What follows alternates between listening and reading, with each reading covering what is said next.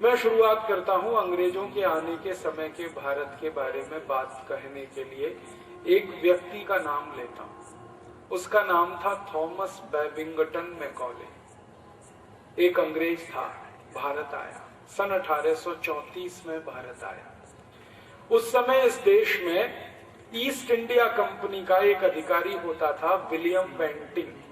Governor general था William Bentinck.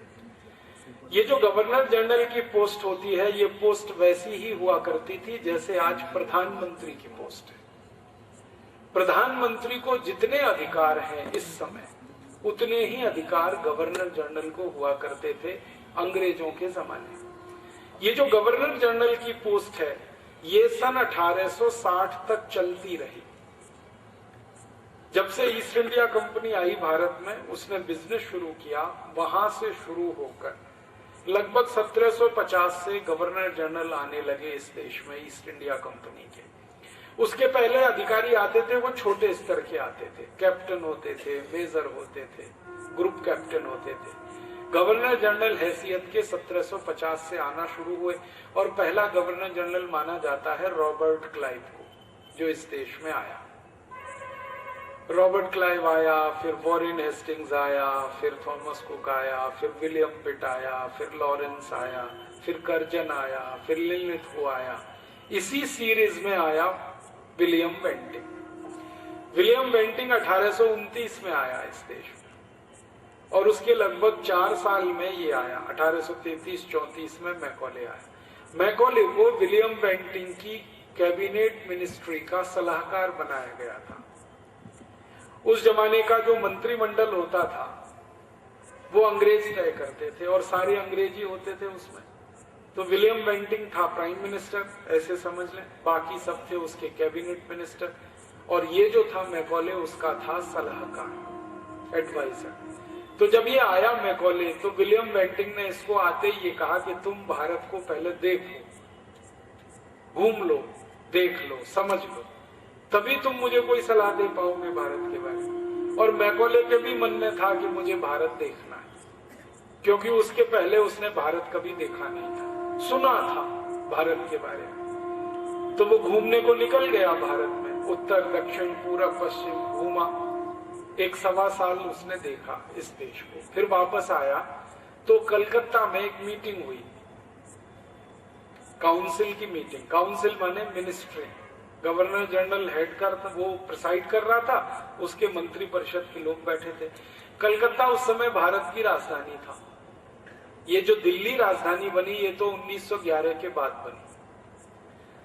तो Macaulay ने जो कहा वो मैं सुनाता हूं। उसने कहा, I have travelled length and breadth of this country India, but I have never seen a person who is a beggar and thief in this country India. वो विलियम बेंटिंग को कह रहा है मीटिंग में कि मैंने भारत का उत्तर दक्षिण पूरब पश्चिम सब देख लिया। लेंथ एंड ब्रेथ माने उत्तर दक्षिण पूरब पश्चिम सब देख लिया, लेकिन एक भी भारतवासी को मैंने भिखारी नहीं देखा और एक भी भारतवासी को मैंने चोर नहीं देखा। ना चोर है ना भिखारी है। अब ये बात कह रहा है वो 1835, 2 फरवरी 1835 को ये मीटिंग हुई थी कलकत्ता में। 1835 का माने आज से 175 साल पहले। अब आज से 175 साल पहले एक अंग्रेज आता है और वो देखता है भारत को और कहता है कि यहाँ कोई भिखारी नहीं है, कोई चोर नहीं। तो उसको कुछ कैबिनेट मिनिस्टर्स ने पूछा क्यों नहीं है, तो कहता भारत में किसी को भिखारी होने की जरूरत नहीं है, क्योंकि सभी के घर में धन और संपत्ति इतनी है कि कोई भिखारी होने के लिए जरूरत नहीं। फिर वो कहता चोर कोई इसलिए नहीं है, किसी के पास चोरी करने की फुर्सत ही नहीं है, क्योंकि सबके पास पैसा है, संपत्ति है, तो चोरी कोई क्यों करे। तो उसको पूछा गया कि तुम भारत के सामान्य व्यक्ति के घर की संपत्ति के बारे में कुछ अंदाजा बताओ। तो मैकॉले कहता है कि मैं जब किसी साधारण भारतवासी के घर में गया तो मैंने देखा कि उसके घर में सोने के सिक्कों का ढेर ऐसे लगा रहता है जैसे गेहूं और चने का ढेर होता है। सामान्य व्यक्ति के घर, राजाओं की बात नहीं कर रहा है। वो कहता राजाओं का तो कह ही नहीं सकता कितना धन है। लेकिन एक साधारण आदमी के घर में मैं घुसा तो मैंने देखा सोने के सिक्कों का ढेर घर में ऐसे है जैसे गेहूं और चने का ढेर। फिर वो कहता है मैंने जब भी किसी भारतवासी को ये पूछा कि आपके घर में कितने सोने के सिक्के हैं, तो किसी भी भारतवासी ने मुझे सही जवाब नहीं दिया। हर भारतवासी ने मुझे ये कहा कि हम सोने के सिक्कों को गिनते नहीं हैं। क्यों?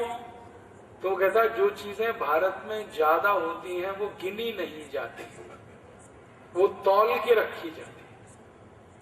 अब इस बात को ऐसे समझने की कोशिश करें, मैं आपके घर में आऊं और ये पूछूं गेहूं के कितने दाने आपके पास हैं, तो आप कहेंगे क्या मूर्ख आदमी है, गेहूं के दाने पूछ रहा है। ये पूछ भैया कितना गेहूं है, 10 क्विंटल, 20 क्विंटल, 50 क्विंटल। क्योंकि गेहूं मात्रा में जब ज्यादा होता है तो तौल के रखा जाता है, जब मात्रा में कम होगा तो गिना।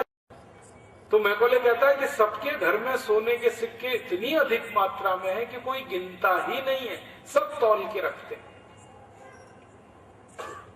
और फिर वो अपनी आगे बात कहता है, सच wealth I have seen this country that I am mesmerised. वो कहता मेरी आंखों में चमक पैदा हो गई है भारत के धन और संपत्ति को देखने के बाद। फिर विलियम बेंटिंग कहता है कि अपने देश की भारत से अगर तुलना करें तो, अपने देश माने इंग्लैंड की, तो कहता है कि इंग्लैंड की भारत से अगर तुलना करें तो इंग्लैंड तो कहीं भी नहीं है भारत के मुकाबले। हमारे देश में इतनी गरीबी है, इतनी भूखमरी है, इतनी बेरोजगारी है। फिर वो याद दिलाता है विलियम बेंटिंग को, क्या तुमने इंग्लैंड का इतिहास नहीं पढ़ा? 15वीं शताब्दी में 3.5 करोड़ लोग भूख से मर गए। ये वो खुद कह रहा है। और मैंने इसको वेरीफाई किया, इस स्टेटमेंट को, कि 15वीं शताब्दी में सच में इंग्लैंड का क्या हाल था। तो 15वीं शताब्दी के इंग्लैंड में सच में भूखमरी इतनी ज्यादा थी कि 3 करोड़ 50 लाख लोग भूख से मर गए थे। ये इंग्लैंड की कुल आबादी का 50% भूख से मर गए थे, इतनी गरीबी। तो विलियम बेंटिंग कहता है कि इंग्लैंड तो इतना गरीब है भारत की तुलना में, हम तो कंपैरिजन ही नहीं कर सकते। फिर वो लंदन की बात कर रहा है और लंदन का कंपैरिजन कलकत्ता से कर रहा है। वो कहता है लंदन की सड़कों पे जाएं तो 2.5, 3-3 फीट के खड्डे हैं और खड्डों में खड्डे हैं और खड्डों में से सड़क है। और इस कलकत्ते में देखो कितनी सुंदर सड़कें हैं, कितनी चौड़ी सड़कें हैं, कितनी अच्छी सड़कें।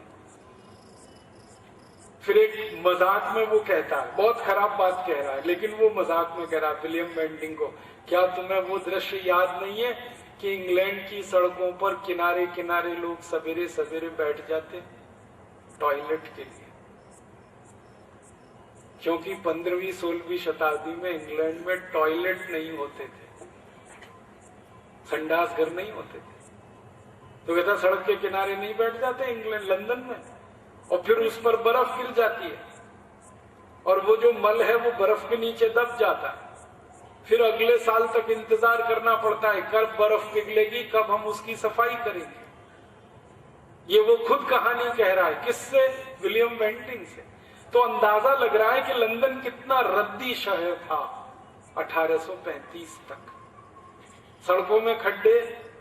और वो कहता है कि लंदन की सड़कों पे जाओ तो भिखारियों की लाइन दिखाई देती है, और यहाँ कलकत्ते में एक भिखारी नहीं देखा इतने दिन से मैं रह रहा हूं। लंबा वार्तालाप है उसका ये मैकॉले का विलियम बेंटिंग के साथ। और इस वार्तालाप के कागज और मौजूद हैं, दस्तावेज मौजूद हैं, आप भी पढ़ सकते हैं, आप भी देख सकते हैं, आर्काइव्स में है, कुछ लंदन की लाइब्रेरी में पड़े हैं, हाउस ऑफ कॉमन्स की लाइब्रेरी में है, ब्रिटिश लाइब्रेरी में काफी कुछ दस्तावेज है। लेकिन ये एक कहानी है भारत की 1835 के आसपास की, कि भारत समृद्धशाली देश है, यहाँ कोई गरीब नहीं है, कोई चोर नहीं है, कोई भिखारी नहीं।